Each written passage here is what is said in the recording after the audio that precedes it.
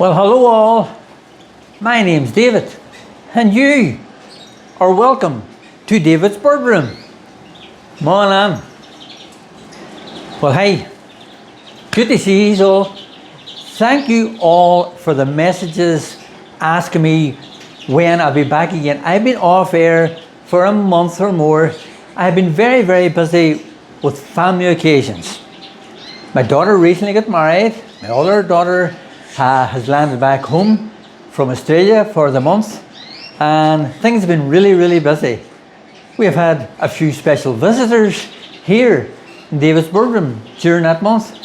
We've had Charlie and Kriya. We'll let you see them. So for now, I say thank you all for your kind words. We're back here now. We're at the end of August 24. We're back in the birdroom, and I'll let you see what's been happening and what's been going on. Well, by now, the end of August, breeding is completely finished. I think down at the bottom here, there's five young reds still in that weaning cage. Now they're out eating themselves. They're on the hard seed, they're on the egg food, and they soon will be released along with the rest of my young birds. And that's me completely finished with all of my breeding program for 24. I can say it has been a good season. I've got most and everything that I was looking for at the season. I've got young birds, young canaries off possibly all the pairs that I had put together and all the pairs that I had been looking young birds for.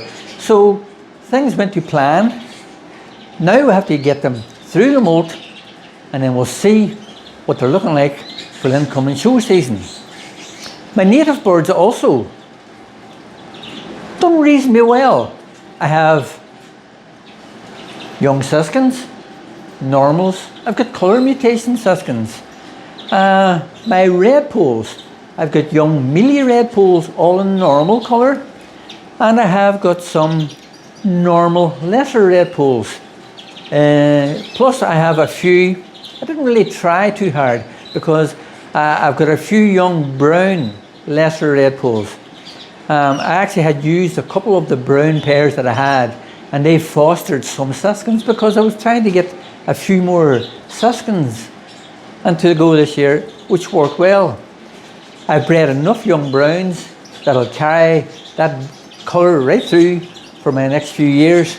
So all those birds now, they're all in their molten out cages. Now I have them all in groups, and they're all in big flight cages. Behind me, this row, if we can see this row here, that full row, that is all my breeding hens. So that's all my hens that I had for breeding last year. So they're all in there. At the minute they're in rags. You know, they're in the middle of the molt. There's halfway through the molt, there's new feathers coming out, there's old feathers falling off.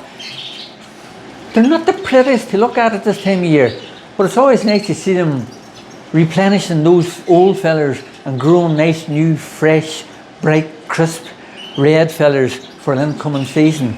So, big full cage, perches all well spaced out. As we can see, we have perches all spaced out. So with the main and the fly cage, they have to actually fly from perch to perch. They're not just sitting, hopping, jumping back and forward. They're flying from one end to another, and that's keeping them active. It keeps them fit, helps get rid of those feathers, and gives them a good, strong, healthy, fast molt. Now, this row of cages we have here, that row, as you can see, I have a show cage hung on here. Well, that show cage, what I do with that, that's open into the cage. I put treat seeds inside that cage, and it lets the birds, as you can see, I have a bit of, it's all well at, a bit of millet spray. Anything to invite the young birds into the cage, to let them feel safe within a cage with that blue colour. So whenever it comes around to the show season, they're not scared of a show cage. So they go in and out eat away at all the seeds. They know it's a place to get nice stuff, so they're always well settled and they like it. Anyway, that is where I have all my young birds. All my young birds, they're all grouped together. I don't know whether they're males, females, whether they're intensive or non-intensive, because at the minute, as we can see, there are all kinds of shapes and colours. You can see on the chest where they start, you can see the red bits starting here on the chest, and then there's bits and pieces on the shoulder all come through, and then there are bits and pieces of dotty red all coming through. So they're very mottled looking. But it's really interesting watching them change from that yellowy coloured bird into what we're looking for in the red factor, how they can develop and how they change. I'll swing this camera around and let you see. There's a batch of them down on the ground picking away, and we'll get to see them a wee bit better. Will you see this?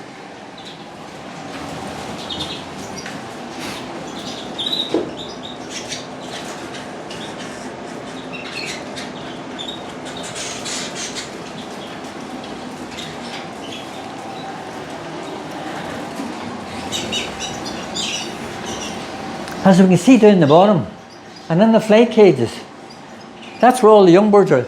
All the young birds, plenty of room to stretch their wings and for a good, strong, healthy molt. They're in this big flight cage. Now that flight cage is 6-7 foot long. It's probably 8 foot high by about 2 foot wide. So they have that. They also are able to come in through that gap, and they have access to this cage, that cage, and they're able to run across. So they have that connecting. They've got these right connecting right across to the far wall. So my young birds have got loads of room. Gives them a good, strong, healthy, clean molt. It's so interesting watching them change over. You can see all this, the bright red on the shoulder, and you're always thinking, maybe this is what I'm looking for. This is my next generation of showbird. We can't wait to see them all, how they turn out. In the next episode, next month, hopefully quite a few of them will be finished and gone through the molt, as with my native birds. Some of them will have completely gone through the molt. So in next month's show, what I'll do, I'll catch a few of them up if they're fully coloured, and I'll get a few nice photographs, a few nice videos of them in their cages, and let you see how they've turned out from this little yellow, speckly, dotty red bird into beautiful, beautiful, intensive, non-intensive red canaries as what they are. So all grouped together, what I'll do, I'm just going to swing around and let you see where I have all my cockbirds. Remember, I had all my old breeding hens in that cage, all my young birds all on this double row, double flights, and then into the flight. And I'm going to turn the camera around and let you see where my breeding cockbirds, all my old cockbirds are. What do you see?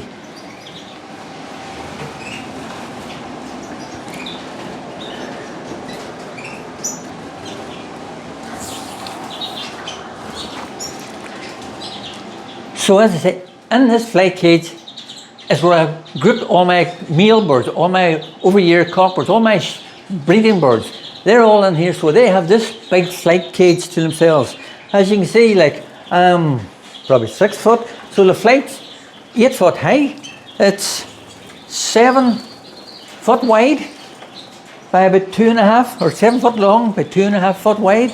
So same again. At this time of year, they're not the prettiest to look at. In the middle of the molt, half the tails are missing. You can see on the bodies where the new feathers are starting to grow on the chest. They're a bright, sharper red looking. You think, wow, these are brilliant looking. But over the period of the year, the colour fades on them. And then whenever the new feathers grow, the new feathers look bright and sharp. And I suppose that's what they're like. Whenever it comes to breeding or showing time, they're a nice, bright, sharp, crisp, deep red. So my probably over a year, 2-year-old and possibly 3-year-old cockbirds. They're all housed in here. They've got that full flight. And this is where I keep them all until they finish the molt. Same again, whenever they all finish the molt, we'll catch a few of them up and get a few photographs and let you see them in their full glory of what they look like after they're fully molted.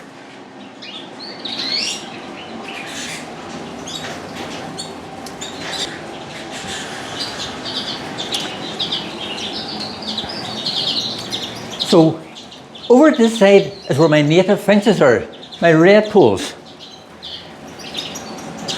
This row of cages here is all my young birds from the season. My young mealies, my young lessers in their colour mutation, and there's normal lesser redpolls. A very interesting thing that's been brought to my attention, something I've never really, as keeping the birds and as a judge and looking at the birds, I've never ever really took into the fact that the redpoll on the show bench should have its yellow beak.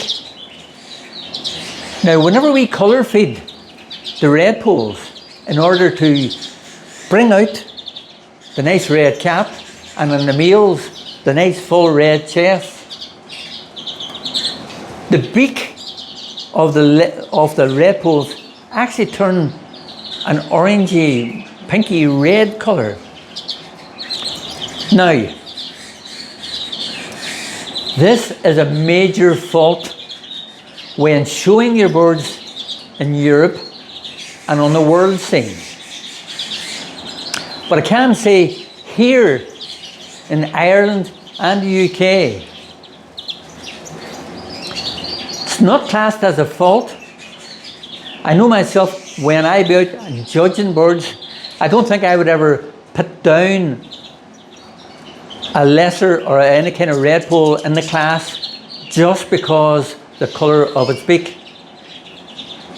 When I'm out there judging, I'm looking at what you're looking for in the standard, the mealy redpoll, lack of brown on the background colour, so nice white fresh background colour, nice cobby bird, good nice striations, lacings as we call them, so, and a well-defined, nice bib, well-defined lacings, a nice roundish cobby bird.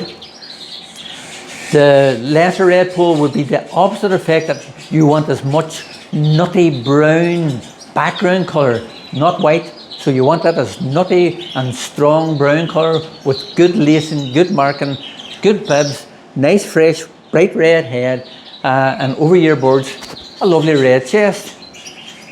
But in order to get that, a bit of colour feeding is required. And then what it does then, it actually turns that yellow beak coloured. What are your thoughts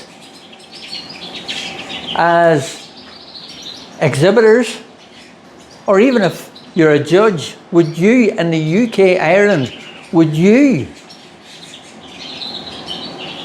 downclass a bird because of the colour of its beak? Or should we step up, or not step up, or should we move along with our counterparts in Europe and in the world show area to have our birds all the same? I do know that when on the show bench, the redpoll, may it be a lesser or mealy, does look better with a nice crisp deep red crest pole, because they're redpolls, the red pole, and of the male a lovely red chest. But if we try and not colour feed them and have a bird with a yellow beak, it would lack that bright crisp redness. So it's actually an art on the fancier to try and get that bird with with the yellow beak and with the bright red head. That would be another goal to work towards. What are your thoughts on this? Should we talk to the higher authorities within Ireland, UK, and get the rules changed? Because yellow beak in redpolls is not in the rule book. So we as exhibitors don't breed towards that. And you don't actually even breed towards it because that is the natural colour of the beak. What we do is we change the colour of the beak because we're colour feeding it. But there's the BBC, IOA, to name two of the sort of main UK British bird groups. They would have the powers to change that, to change the ruling. I do believe that the standards in the UK and Ireland were probably made 40 plus years ago. I stand corrected if that's not right, but I'm believing that's sort of around that period, and it hasn't been changed or really updated as since. Whereas our fellow exhibitors in Europe and in the World Show area, they have changed and moved over the years to recognise that the red beak is actually a fault, that they are striving to get the yellow beak plus the red heads. Same again when my birds get over that molt and are all finished. I don't catch any birds up now because they're through that molting period, and you leave them alone, you don't catch them up. So whenever they're finished their molt and they're finished, I will catch a few up, get them into my wee cage, get a few photographs and see how things are looking. If I have achieved a yellow beak or if they've got that ready. But I do know myself, here in Ireland, UK, it doesn't matter whether they have a coloured beak or not. I don't think I've ever seen anybody, or I have never done it, actually put a bird down the class because of the colour of its beak, because that here now at the minute is not part of the show standard. But should we change it? Or should we keep it the way it is? I'd like to hear your feedback on that.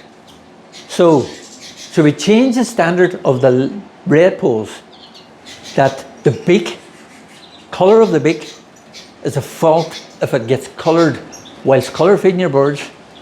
Or shall we overlook it, colour feed our birds and not look at the colour of the beak and work on the progress of shape, size, markings and colours of our lesser and mealy redpolls? Thank you to John out there who brought it to my attention. John's a very, very knowledgeable guy on the native finches. John is in Europe, not exactly sure whereabouts in Europe John lives, but he lives in Europe. Very, very knowledgeable guy, very, very helpful to myself on recognising colour mutations in my native finches. So it was John brought it to my attention. Say thank you, John. But for here, Ireland, UK, what do you think we should do? I'll leave that with you, and in the next episode we'll get back on that again and we'll see what feedback we get from it, and I'll share it with you all what the thought is out there about our redpolls. Outside, I'm not going out now to show you them. Outside, I'll show you in the next episode when they'll be all sort of hopefully through the molt. I have all of my siskins. You see there's no siskins in here. I have all my siskins outside in the open aviary. And the main reason for that a couple of reasons for that, but the main reason for that, you do not colour feed siskins. They're a yellow-ground bird. And because in my birdroom, all the birds in here all are getting colour fed. So there's carafer red floating about. And what I don't want is to have siskins in here during that molting period and then picking up bits of carafer red that I would mistakenly put in a cage that would be on a spoon or whatever. And then next thing, the siskin having orange tints and discolouring my siskins. So they're all outside, away from any carafer red. Plus, they have got a full big flight. They have the full run of all the flight outside, so plenty of bathwater, plenty of room, molting out really strong and healthy, and everything is looking well. Some beautiful, beautiful young siskins a year in colour mutations. I have got Isabels. There's normal ones there, and there's some brown pastel young ones. Some beautiful, beautiful colour mutation siskins. And same again, next month's episode, when they're finished up, bring them in, get them on and let you see them in the show cage, get them in the cage, and we'll discuss the colour mutations in the siskins. So, here, that's enough rambling on for this month. Been absolutely fantastic getting back front of the camera, talking to you out there. And same again, thank you all for the feedback I've been getting throughout the months from each show to another. People will be discussing with me about what they've seen, what I've done, what they should do. I try to answer as many questions where possible. You can get in touch with me on Davidsbirdroom on my Facebook Messenger. If you want to ask any questions, do so. Last month, I've had a couple of visitors to my birdroom. I didn't take any video shows of those people, but there's a couple of guys very interested. They came along, they got in touch with me and says, here, listen, I've seen your YouTube show, very interested. I want to keep a few budgies, but I would really like to see what you have. And the fella came along, showed him the birds, really interested, and it was nice talking to another man that keeps a few other birds. There was another young lad, he came along, and he's got a few, he's interested in Redpolls and Native Finches. So it was good having a couple of guys actually visiting the birdroom. The birdroom's here, it's open. If you ever want to come along, I'll gladly let you have a look around and have a wee chat. But do get in contact and we can arrange something. But anyway, do. Listen, what I'm going to ask you to do is hit that like on that button. Subscribe. Go and please subscribe to the channel. Let's help my channel grow. I think I've something like 1,700 subscribers. Absolutely fantastic. Loving it. But if you're watching that show now and you haven't subscribed, here, it doesn't cost you anything. Just press subscribe, and what that does, that actually lets you see updated shows as they happen. You'll get them right away. Just subscribe to the channel. It's free. It lets me know that you actually appreciate what I'm doing, how I'm spending my time and sharing with you. Subscribe. I will help out. I will share and let you know what's been happening here in Davidsbirdroom. So let the bird world, bird community grow. So for now, folks, that's enough for August 24. I'll be back again end of September. But in between times, do keep an eye on the Davidsbirdroom Facebook page. There will be wee photographs, there will be wee snippets of bits and pieces as they go along. They're also on Instagram. Go on to Instagram, you'll see bits and pieces there. Go on there, give me a like, subscribe, share. Let's spread the word out. But for now, everybody, thank you all for watching. Take care and goodbye. See you all next month. Bye bye.